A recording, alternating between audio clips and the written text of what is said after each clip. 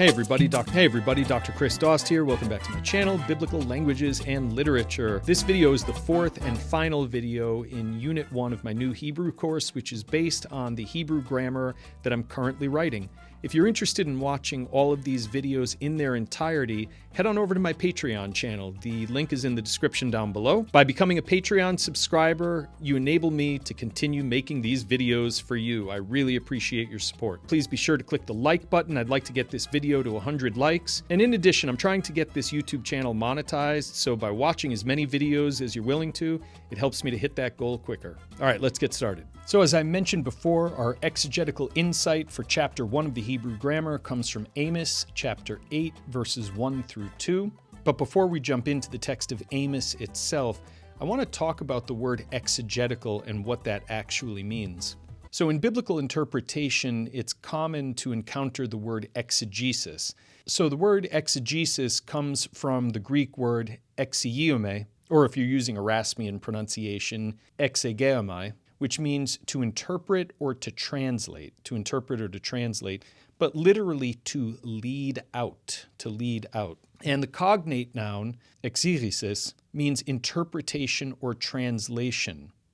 But the idea here behind these words is that we are leading out or drawing out from the biblical text what the author or authors and redactors and editors intended to communicate, as opposed to reading into the text our own ideas and our own thoughts. That's something that we commonly refer to as eisegesis, reading into the text our own thoughts.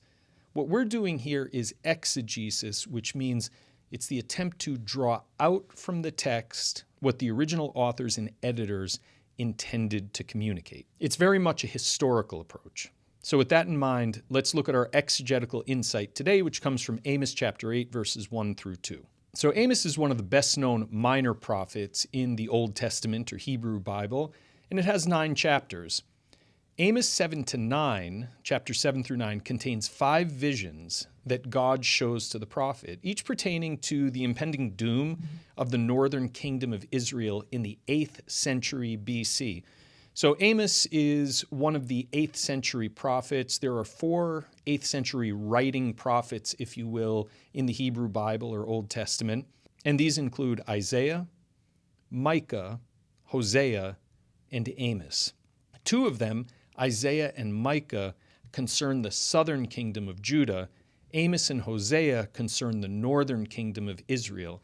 And so you have to remember that at this time, Israel was a divided nation. The kingdom to the north kept the name Israel. The kingdom to the south took the name Judah. Now, the theme of the 4th of these 5 visions is a basket of summer fruit that somehow signifies the northern kingdom's destruction. To the reader of an English translation, the relationship between the vision of the basket of summer fruit and the prophecy of the end of the nation is really indiscernible. Like, what does a basket of summer fruit have to do with the end of a nation? So we'll need to look at the Hebrew text in order to figure this out. Even though as a beginner student in biblical Hebrew, you might not yet be able to translate the Hebrew, do try reading it aloud before looking at the translation. I'm going to give you, a minute or so, or maybe you just want to pause the recording and try to pronounce the Hebrew.